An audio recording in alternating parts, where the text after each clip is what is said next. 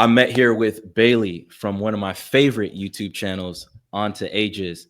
Bailey, recently there was a article that came out on the New York Post, and essentially it's talking about this huge influx of young men leaving quote unquote traditional churches for masculine Orthodox Christianity in droves.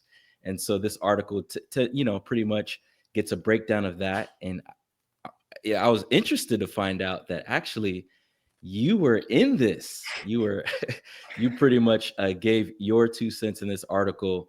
What are some of your thoughts on the influx of young men coming into the Orthodox Church? Yeah. So obviously it's a good thing, whatever is bringing people to the church is a good thing.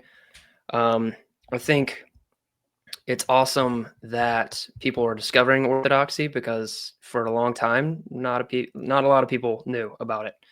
And now I think with the popularity and rise of internet apologetics, and also the aftermath of COVID, and just a lot of things happening in the culture, people are starting to take their faith a little bit more seriously, and by extension become aware of Orthodoxy.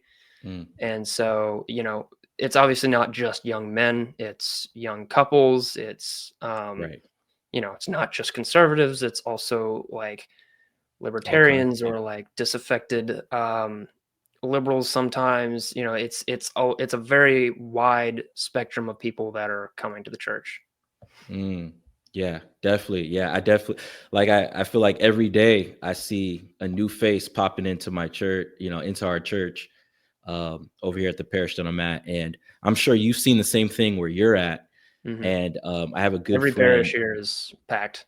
And and needing to start a new mission. And yeah. And there was a Roman Catholic guy that had the nerve, was a Roman Catholic apologist, had the nerve to tell me this is all in our heads. This is not really happening. It's, we're over exaggerating. No, it's really happening everywhere.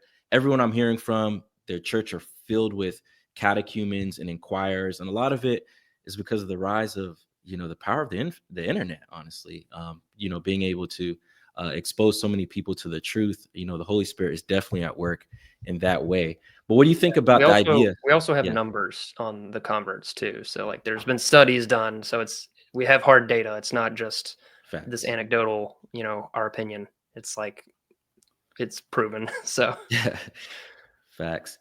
What do you think about the idea that the article, the New York Post, basically said that these traditional churches, like they're leaving traditional churches for, and then, pretty much masculine Orthodoxy is what they said. I thought that was an interesting way to word it there. Yeah. So just a little bit of background. I think the author is coming. So she was aware of people coming to Orthodoxy through Jordan Peterson.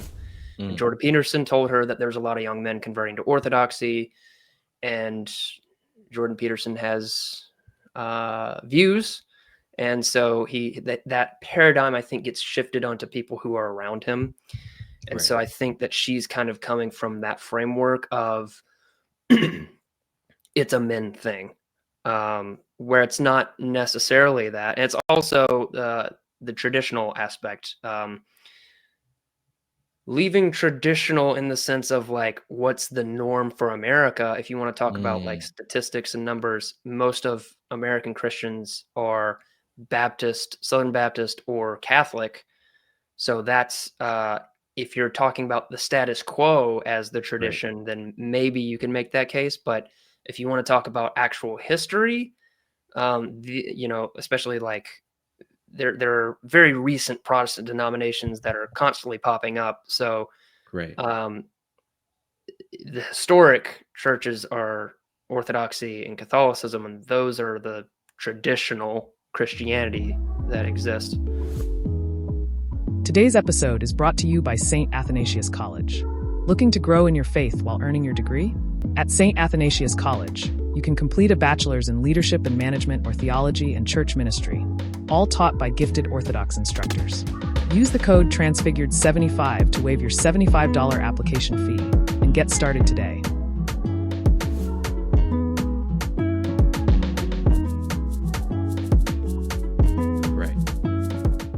Yeah, that is spot on there. And that's how we understand it with the 2,000-year history that we have in Holy Orthodoxy. Now, I mean, the article does talk about some of the reasons that people are heading towards that direction.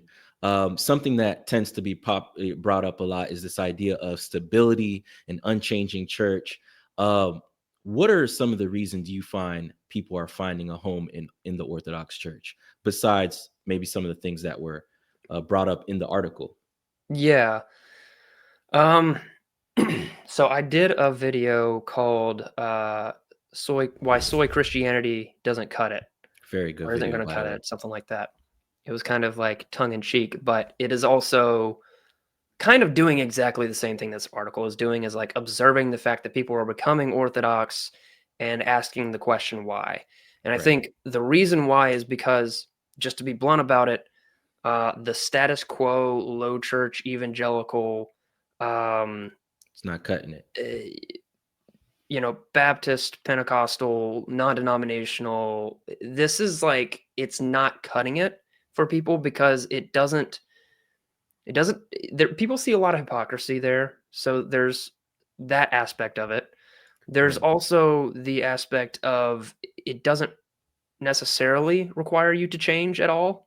Theologically, that's not a requirement.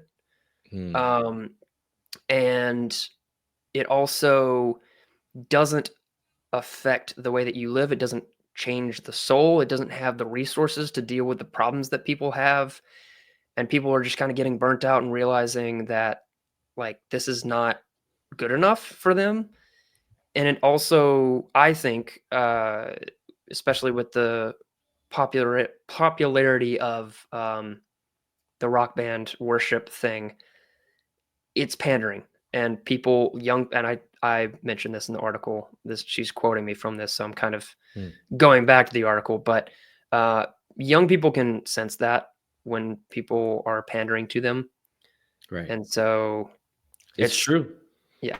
They could read right through it. And even though the rock band thing wasn't really my experience before being Protestant, I'm sorry, in my days as a Protestant, definitely like this, even the centrality of kind of locked in on the pulpit and the pastor and stuff like that. People can see past the whole coffee shop, consumer mentality that can be found in many Protestant churches. And obviously, I'm not saying every Protestant church kind of operates like that, but it does sometimes tend to feel like a business, and Mhm. people are tired of that, right? The matching t-shirt for every series, instead of people feeling like something is being sold to them, they're looking for this ancient rootedness, as the article talks about, this continuity. And they know, like, man, Christ gave us more than just, really good coffee on a Sunday, or Christ gave us, more than, this idea of, you know, I don't know, some kind of social club. And in the Orthodox faith, you find deeper, you find holy communion. So I Yeah. love I love And that. orthodoxy requires people to change. That's the other Right. thing. That's like, it's Yes. completely different from a lot of pandery Protestant denominations that, in orthodoxy, you there is no seeker friendly Orthodox church. You come in and you're like, you're going in the deep water. Right. You're going in, and you have to conform to it rather than it It conforming to conforming to you. you. Facts. Yeah. And don't get me wrong, people are nice there, will greet you, Right, yeah, I'm definitely not show saying you people love. are mean. It's just for It's just a not lot of about people, you, right? for a lot of people, it's like they're used to finding their consumerist branch of Christianity that fits their needs, Right. and Orthodoxy doesn't do that, because Orthodoxy isn't that. Yeah. Yeah. It's definitely something, when you go there, this there's something transcendent about the Orthodox Church. It's truly heavenly worship. I love that. So actually, it's crazy that we're diving into this. So today, actually, Protestant apologists pretty much had a response immediately to this New York Post. So Gavin Ortlund, who's a very popular in the Protestant branch, essentially responded and kind of gave some pastoral advice to Protestants that are moving towards the East. And I really think sometimes he's doing us a favor, just kind of like exposing more people to the Orthodox truth. So thank you for that. Did you get a chance to see it? What were your thoughts if you did? Yeah, so a friend sent it to me because a friend was joking about Gavin Ortlund responding to me. And I guess inadvertently he was responding to me because he was Right. reading my quotes from the article. So that's kind of a surreal experience. But you know, he mentioned at the very beginning of the video that it was not like, this is not a polemic. This is not like an intellectual argument against Orthodoxy. It's just kind of his reaction to it and pastoral recommendation, like you said. And I appreciate that because I also do that sometimes. I'm like, look, this is what this video is and this is what this video isn't. If you want to see, you know, that kind of stuff, you can go elsewhere. And so I appreciated him having the self-awareness of like saying what it is up front. And the other thing, really his takeaway was just validated what a lot of the converts in the article said, because the article goes through multiple people's stories. And he basically said, yeah, they're looking for tradition. They're looking for like rootedness. They're looking for historicity. And these are all good things. And they just need to find that in historic Protestantism rather than, you know, Orthodoxy or Catholicism. And so I could agree with him for most of it because he was basically saying we need to go back to the tradition. And actually, that's what Orthodox Christians are saying also, is you need to go back to the tradition. The difference is we draw the line differently. We don't draw the line at 1500. We draw it at, you know, the beginning when the church was started. And yeah, it was just interesting. I don't think it was, there were some other people, prominent apologists in the comments who responded. I think Gospel Simplicity said something along the lines of, you can't find any historic Protestant churches anymore.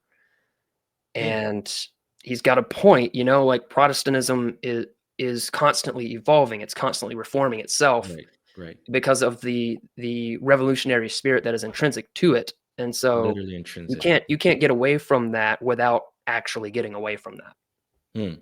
Wow. Speak that. Yeah. And I'm looking at it now. Did you comment under it? Let's see here. I just lost it. What did you say exactly in the comments? I basically said the thing that I just paraphrased, is that I found it interesting that the answer to the Reformation is further Reformation. Wow. Powerful. Yeah. That which is the issue in itself, right? And this is what people are tired of. And I know sometimes the critique is thrown at us, well, hey, there's changes in Orthodoxy too. And I think that gets misunderstood a lot, right? And anyone that's been Orthodox long enough would know we're not necessarily saying there's never been any kind of changes ever, right? But we wouldn't necessarily say the truth has changed or that the dogmas have changed. Can you help break that down for people that misunderstand that? Yeah, so the things that change in Orthodoxy aren't so much change as they are further clarification and or pastoral recommendation on a case-by-case basis. Right. So for example, when the fasting guidelines were conceived, they didn't have smartphones. So they didn't have social media. They didn't have the internet. They didn't have all that. But I've heard that it is a good pastoral practice. Many priests have recommended that during fasting seasons, you also fast to some capacity from technology. And what that looks like for each person looks different, because some people like me, I'm working on technology all day, so I can't literally fast from technology because that's my means of work. But I can fast from social media. I can fast from, political content or whatever it may be, and it's tiered towards my specific case. But that's a new thing because that's something that didn't exist back then. And it's the same with the ecumenical councils. When the creed was revised and finalized, it was confirming what was said previously, and also just later councils were confirming what the previous councils were saying and clarifying certain things. The essence energies distinction. Right. People think that's an innovation, but it's just a clarification of what was already believed. Right. Yeah, and that's important to realize. Like, just dealing with, heresy throughout the years or having ecumenical councils, this has nothing to do with, oh, the church has changed, right? We are trying to hold fast to the faith that was once delivered to the saints. Right. We don't it's a, believe something new now that we didn't believe 1,000 years ago, 1,500 years ago. exactly. That can't be Exactly. said of Protestantism or Catholicism It can't. necessarily. It can't. Yeah, and certainly things change in certain aspects. Like we have the internet and things like that. Like, our ways of approaching certain things change, but the truth remains the same. And this is something that I think many Protestants are realizing is a fatal flaw within Protestantism, which is leading them to holy orthodoxy, to follow and live out their faith in Christ more deeply. And so I actually ended up commenting on it myself. What did I say here? I said, not only young men, but kind of responding to this, I'm basically saying not only young men are coming to the faith, but all kinds of people from different walks of life are coming.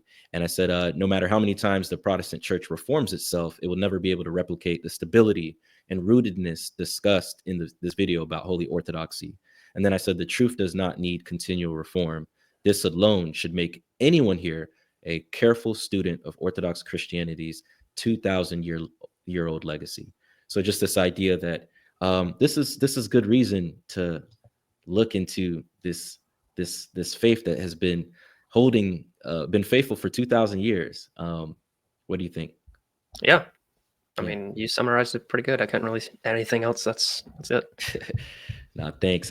Bailey, appreciate you hanging out with me and us talking about this post here. I hope many more people come to the faith, and many more people investigate Christ in it through his holy church. Bailey, anything that you're working on? Man, I love your channel, love what you're doing. Anything you could quickly plug us on with Onto Ages? Yeah, sure. Thank you. So, as Luther said, I run a channel called Unto Ages. I'm wrapping up my second big series. My first one was Why I Became an Orthodox Christian.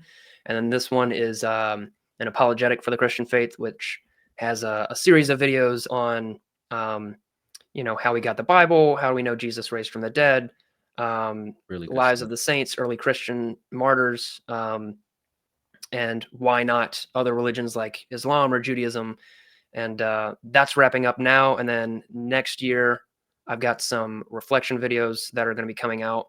And then I've got a lot of things in the works that are not super nailed down, but there's a lot of things that are happening that will be coming out in the next year or so. I've got another series that I'm going to do similar to the previous two, but I haven't written that, so that'll take a little while. And some interviews and stuff like that. So yeah, good stuff. Yeah, go check him out over there on Onto Ages. Thanks for hanging out with us, and tell us what you think in the comment section. What are some of the reasons you feel like many young men and all people of different kinds are coming to the Holy Orthodox Church? And for any Protestant tuning in, would be interested to hear just your engagement with Orthodox Christianity. Have you come to find out about it? And if you're looking into it yourself, you should definitely check out an Orthodox Church. Yeah, that's the whole point of my channel. Like, at the end of everything, I'm just shilling. I'm like, listen, the whole reason I'm doing this is to get you to go to church. There you go. There you go to church. Stop watching my videos and go to church. Go to church. Don't stop watching my videos. But if it leads you to going to church, then great. Yeah. That's the whole point. So yeah. Right. That's the goal there. Yeah. May God be glorified in all things. Check out our let us know what you think in the comments. We'll see you soon. Peace. See ya.